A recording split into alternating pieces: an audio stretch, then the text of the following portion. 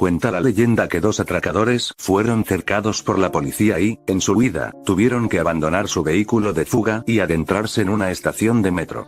En su desesperada carrera, comenzó un tiroteo en los pasillos de la estación, en el cual un certero disparo de uno de los ladrones impactó directamente en la frente de uno de los policías, matándolo al instante. En mitad de la confusión, y mientras el resto de agentes se parapetaban tras unas columnas, la pareja de delincuentes consiguió subirse a un tren, mientras escuchaban a su espalda la detonación de más disparos de los policías.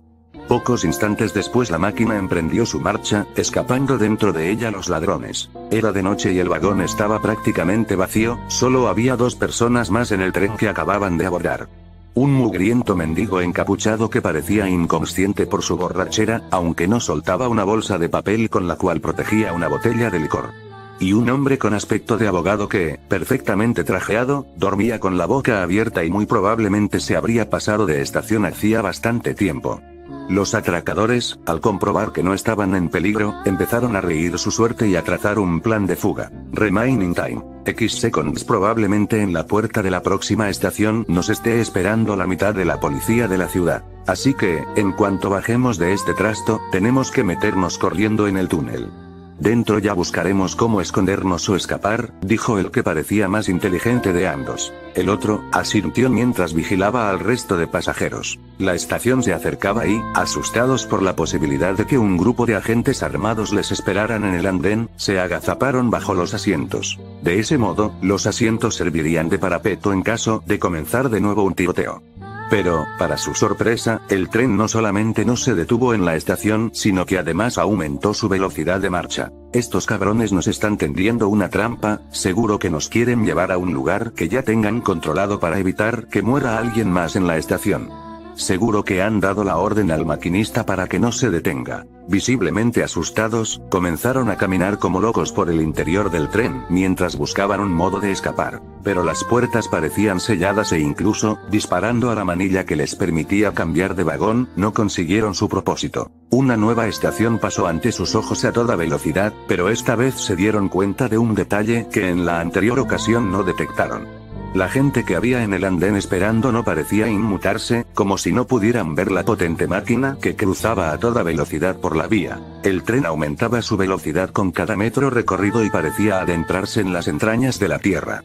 Pues cada vez se podía percibir con más claridad la inclinación del vagón y su vertiginoso descenso. ¿Qué mierda pasa aquí? Esto no lo está haciendo ningún policía, dijo el más callado. De repente la luz del tren comenzó a parpadear y tras cada momento de oscuridad el vagón parecía distorsionarse y volverse cada vez más tétrico.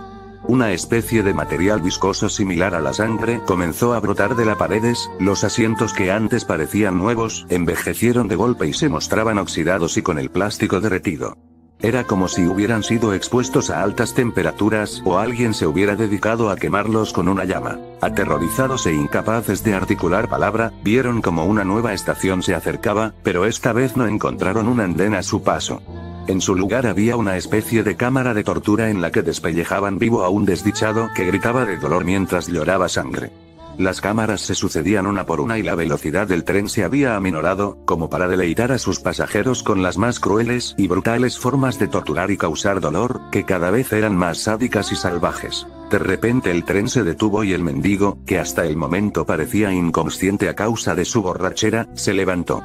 Los atracadores se quedaron petrificados al observar bajo su capucha unos brillantes ojos amarillos y un rostro rojo adornado por una puntiaguda barba. «Tú te bajas aquí, estafador», dijo mientras levantaba con un solo brazo al hombre trajeado y lo lanzaba fuera del vagón. Inmediatamente un par de sombras que aparecieron del suelo le levantaron y llevaron hasta un foso lleno de gusanos. El estafador comenzó a gritar mientras los gusanos le atravesaban la piel y comenzaban a devorarle por dentro. «Estos gusanos te devorarán en vida, como tú lo hiciste al lucrarte como un parásito del trabajo y el dinero de los demás para llevar una vida de lujos», dijo el falso mendigo al que ya fácilmente se podía distinguir como un demonio.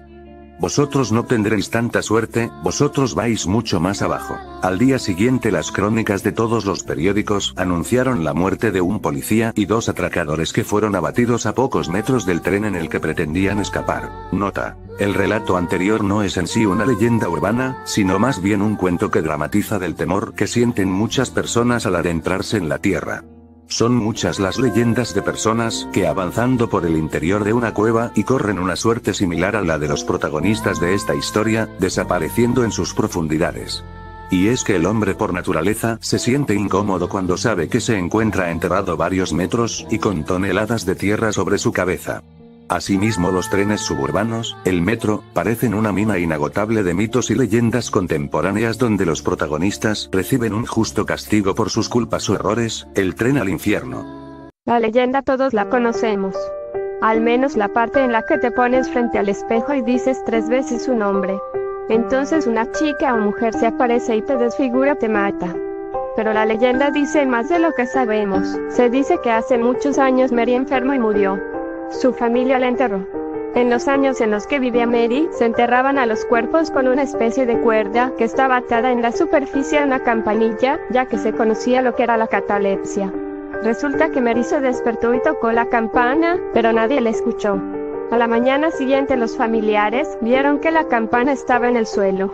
Al desenterrarla encontraron a Mary sin uñas, ya que estas estaban rotas y ensangrentadas en la parte superior del ataúd.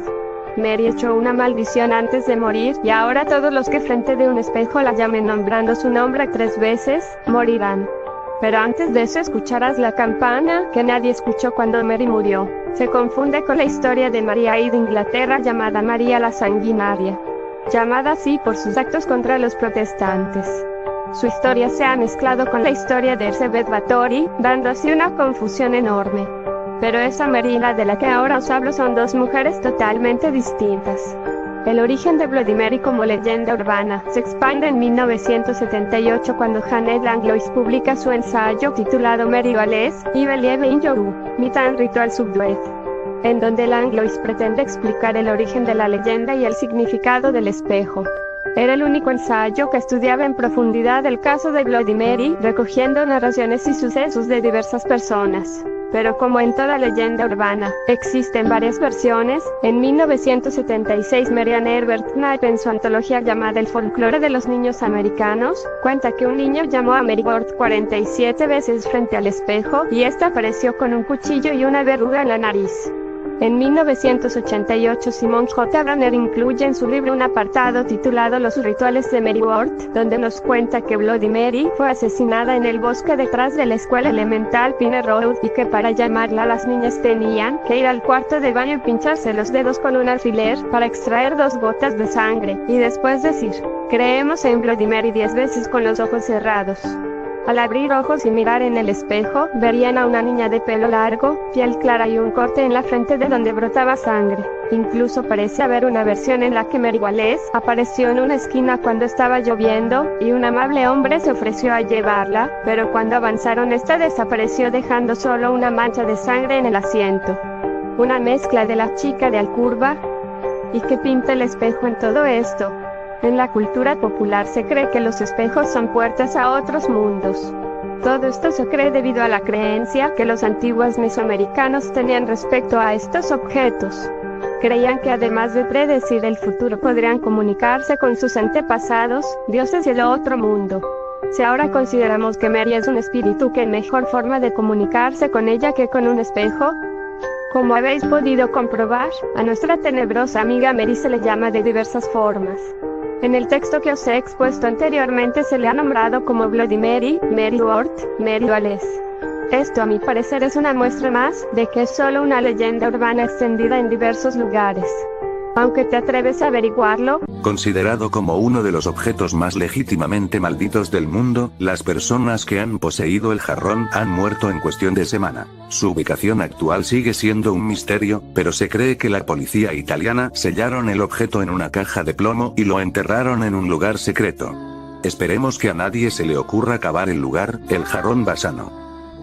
La Futakuchiona pertenece a la familia de los yokai, un tipo de monstruos mitológicos, y tiene el aspecto de una mujer que, por debajo de sus cabellos y algo más arriba de la nuca, tiene una segunda boca completamente funcional, con labios, dientes y lengua. Normalmente es idéntica a su primera boca según la creencia general, aunque otras veces se muestra con un aspecto mucho más escalofriante y grotesco, dientes afilados y un tamaño desproporcionado. Esta segunda boca tiene vida propia, pues al parecer está animada por un espíritu vengativo, que la impulsa a atormentar a su dueña, gritando o chillando si ésta no la alimenta directamente o se acerca a los alimentos y no le ofrece, ya que el poder de esta maldita boca secundaria le da la facultad de manipular los cabellos de la mujer para usarlos como tentáculos que usa hábilmente para proporcionarse comida. Según la leyenda, la boca está allí como una forma de castigo a la mujer que lo sufre, normalmente por no comer suficiente o comportarse de forma egoísta con la comida. Al igual que otros seres mitológicos de aspecto humano, la Futaku-Chiona suele pasar desapercibida por aquellos con quienes convive y, por lo general, es descubierta después de que una o más personas se percatan de que los alimentos están desapareciendo misteriosamente en proporciones alarmantes, ya que la segunda boca de la Futaku-Chiona come el doble de lo que come su anfitriona, la mujer en la cual está, a modo de condena. Como ya se dio a entender, y es esto lo que resulta más aterrador en la leyenda, la segunda boca de la Futaku-Chiona tiene conciencia propia y piensa o, para ser más precisos, piensa el espíritu rencoroso y castigador que la controla. Por esto, esta boca viviente no solo puede gritar, chillar y manipular los cabellos de la mujer, sino que además es capaz de obligarla a cometer casi cualquier tipo de acción, incluso un crimen, y la torturará psicológicamente si se niega, murmurando constantemente y avivando el sentimiento de culpa en la mujer, achacándole la falta moral que la llevó a tener una segunda boca y convertirse en un monstruo. Remaining time, X seconds. La historia del avaro. Esta historia, pasada de generación en generación como una viva advertencia de los castigos sobrenaturales que puede recibir la tacañería, cuenta que, hace mucho tiempo, vivía en un pueblo un artesano muy trabajador, que estaba aún en edad de tener mujer e hijos, y gozaba de cierta holgura económica porque había renunciado a casarse, no porque fuera muy religioso o porque no le gustaran las mujeres, sino porque le producía una profunda aversión la idea de tener que mantener a una mujer, de tener que pagar una boca más. Su dinero, era el dinero que conseguía con su esfuerzo, y no quería compartirlo con nadie, pues deseaba poder disfrutarlo él solo, comprándose buena ropa y cosas que, de tener una boca que mantener, seguramente no podría gozar. No obstante, todo cambió cuando, cierto día, en el pueblo apareció una nueva habitante, que vino sola, sin esposo, padres, hijos, o tipo alguno de compañía. Esta mujer tenía la piel tersa, blanca como la nieve, los cabellos largos y sedosos, y el rostro inundado por una belleza digna de ser retratada por la mano de un hábil pintor. Apenas la vio, el artesano quedó embelesado. Sin embargo, lo que realmente le hizo desearla con intensidad y quererla para sí, fue el enterarse, tras un par de días, que la mujer comía sumamente poco, tan poco que, tenerla en casa, acarrearía un gasto económico insignificante en comparación con todo lo bueno que podría obtener con su compañía. Así, el artesano empezó a cortejarla hasta que finalmente la convenció para casarse y la llevó a vivir con él. Inicialmente todo fue alegría, pues la mujer era una compañera agradable y entretenida, y además el artesano veía con gran complacencia que, efectivamente, eran muy ciertos los rumores sobre lo poco que comía. No obstante, el tiempo pasó y el hombre se percató de que sus reservas de alimentos estaban disminuyendo de manera misteriosa, y en cantidad tal que era como si, además de él y la mujer, viviesen dos personas más en la casa, aunque sabía que no habían entrado a robarle porque, justamente por lo aferrado que era a sus posesiones, cuidaba muy bien que nadie entrara a su hogar. Entonces, ¿acaso su esposa se estaba comiendo la reserva cuando él no la veía, cuando dormía o no estaba? Eso le resultaba un poco difícil de creer porque ella seguía siendo tan delgada como cuando la conoció, y ya debería estar como un luchador de sumo si comiese tanto. Sin embargo, se decidió a espiarla para disipar sospechas, de modo que, cierta mañana, fingió ir al trabajo y se quedó escondido en casa. Lo que vio lo dejó sin palabras, lo horrorizó, y habría gritado si no fuese porque temió perder su vida. Y es que allí, en la cama donde durmió tantas noches con aquella mujer de piel blanca como el marfil, hacía una cosa horrenda, inimaginable, que él no alcanzaba a entender cómo no pudo sentir con sus manos al acariciarle la cabeza a su esposa. Era una boca, con lengua, dientes y labios, una boca viviente que su mujer tenía en la parte de atrás de la cabeza, por encima de la nuca.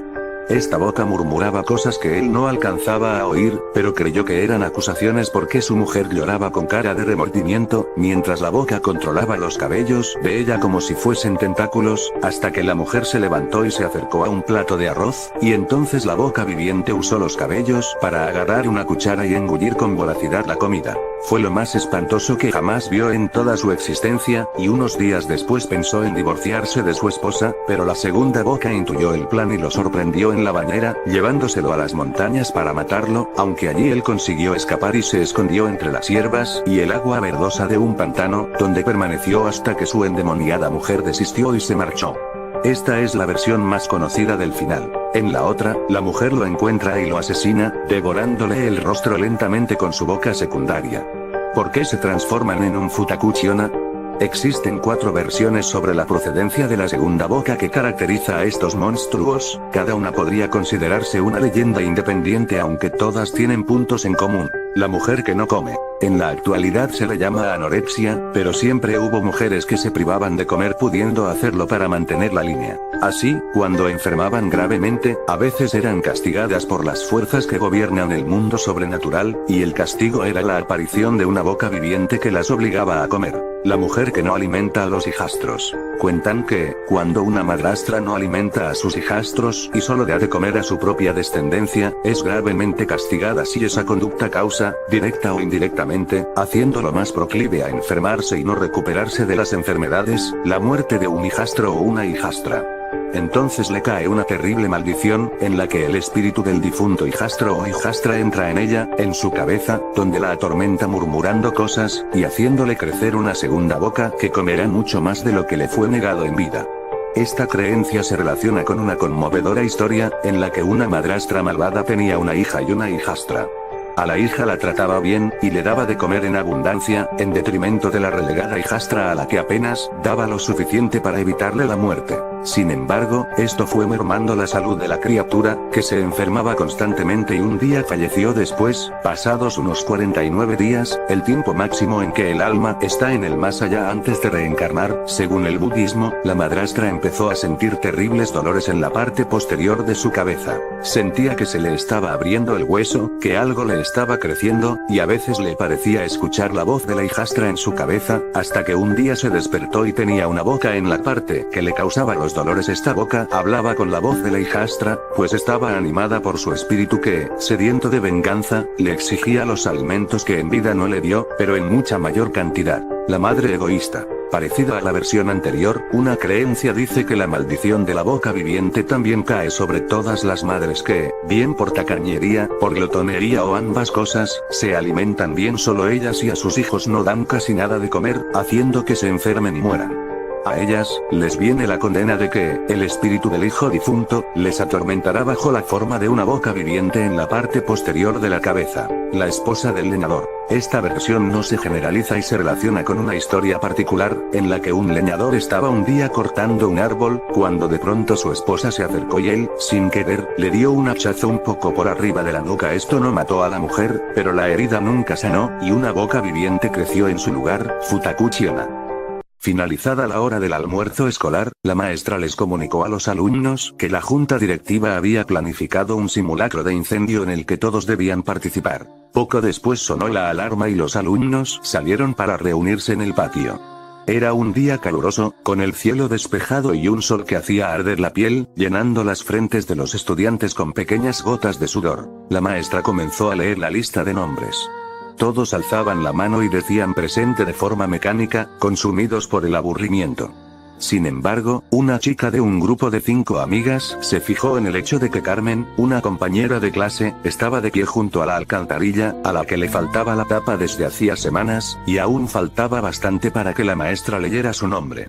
Sus ojos brillaron. Carmen estaba entre las últimas de la larga lista organizada en orden alfabético. ¿Qué pasaría cuando la llamen si caía en la alcantarilla? Carmen está en la alcantarilla. Podrían corear y entonces todos reirían a carcajadas y la pobre Carmen sería el hazme reír. Quién sabe, incluso podrían terminar por bautizarla como la chica de la alcantarilla.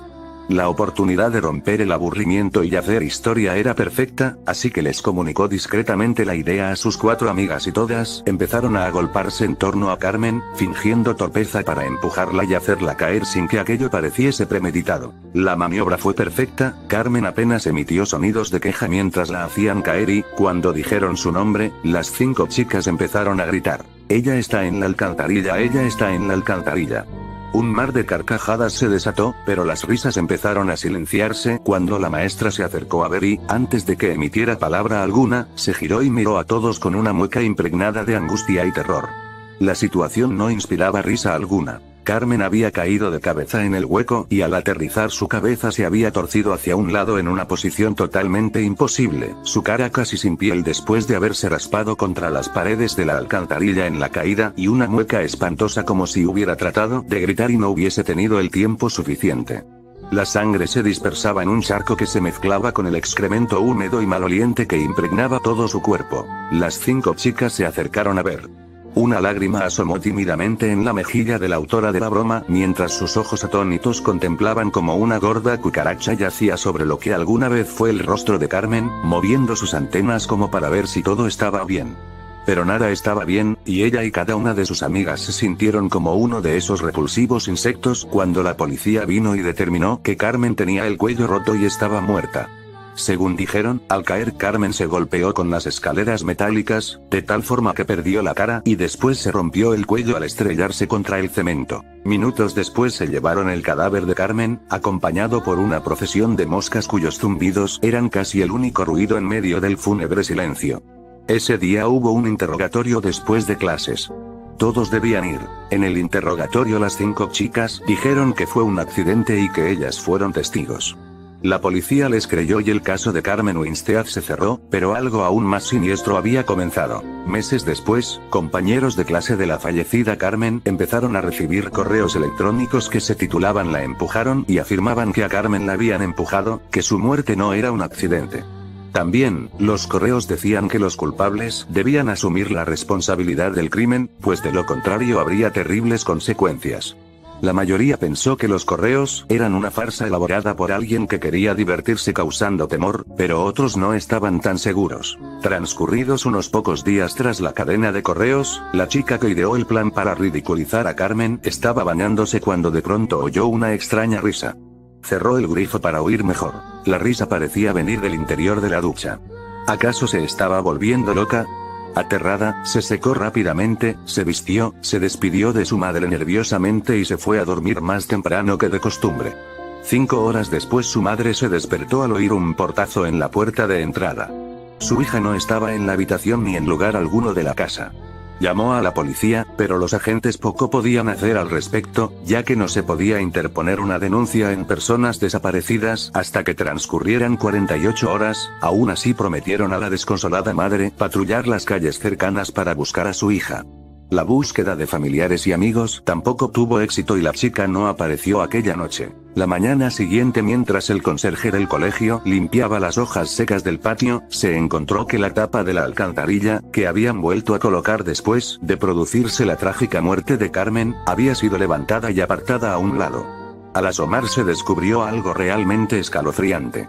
Parece que la chica desaparecida la había retirado antes de lanzarse de cabeza por el conducto y se encontraba en el fondo con el cuello roto y la cara destruida, borrada por los golpes que se había dado al caer y golpearse con las escaleras metálicas de las cloacas. Una muerte idéntica a la que sufrió Carmen. El mismo destino les esperaba a las otras 4 culpables de la muerte de Carmen. Tras la muerte de las 2 primeras, un equipo del ayuntamiento soldó la alcantarilla para que nadie más pudiera abrirla.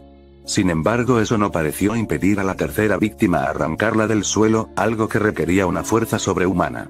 Por supuesto, esa fue la gota que colmó el vaso y se decidió colocar vigilancia a las 24 horas del día en ese peligroso punto de encuentro para suicidas. Las 2 víctimas restantes murieron de la misma forma, pero el espíritu de Carmen en esta ocasión las guió hasta alcantarillas cercanas a sus domicilios. La vigilancia podría frustrar sus planes. Una por una cayeron en las alcantarillas, perdiendo el rostro y rompiéndose el cuello. Todas se habían quedado dormidas antes de su trágica muerte. En ese momento, cuando se encontraban más vulnerables, Carmen aprovechaba para poseer sus cuerpos y guiarlas como si se tratara de un caso de sonambulismo hacia una muerte tan cruel como la que ella había sufrido. Un destino cruel porque podían sentir todo lo que ocurría, pero no tenían control sobre su cuerpo. Pero la cadena de muertes no se detuvo ahí, ya que posteriormente otros compañeros de clase de Carmen también fueron encontrados muertos en distintas alcantarillas, con el cuello roto y el rostro anulado. Ellos y ellas también se habían dormido antes de aparecer muertos. Resultaba muy inquietante pensar que todos esos otros compañeros muertos no habían creído en los correos electrónicos que afirmaban que Carmen fue empujada. ¿Acaso el espíritu de Carmen se estaba vengando? ¿Podría eso explicar muertes tan extrañas en las que no se entendía cómo diablos los cuerpos habían ido a parar a la alcantarilla sin que nadie advirtiese con claridad el rumbo que las víctimas tomaban antes de ser asesinadas? El espíritu de Carmen Winstead andaba suelto y, quien no creyese que ella fue empujada, corría el riesgo de ser castigado con una muerte semejante a la de Carmen, muerte que caería sobre él o ella durante las horas de sueño, con un sigilo que solo se rompería al caer por la alcantarilla. Nota: esta leyenda es muy reciente, se empezó a propagar en el año 2006 mediante una cadena de correos en los que afirmaban que si no enviabas la historia a tus amigos Carmen Winstead, regresaría del mundo de los muertos a por ti por no creer su historia.